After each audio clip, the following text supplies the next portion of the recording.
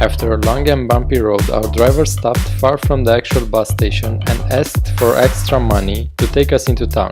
A classic scam. We refused to pay and we had to walk a few kilometers to Luang Prabang. No biggie. We checked into a guest house with this spider as our roommate, and then we went to the city center to find transport to Kuang Si Falls.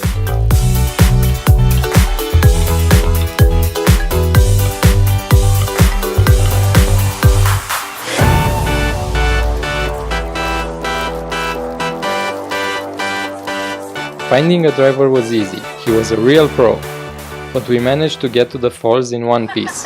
What are you cooking?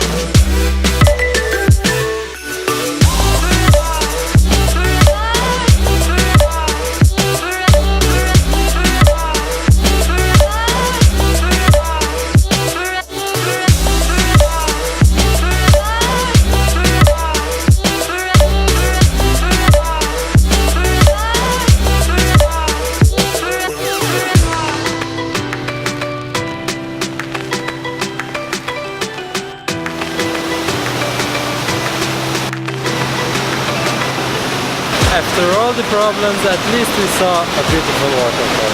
That's it, tomorrow is another day.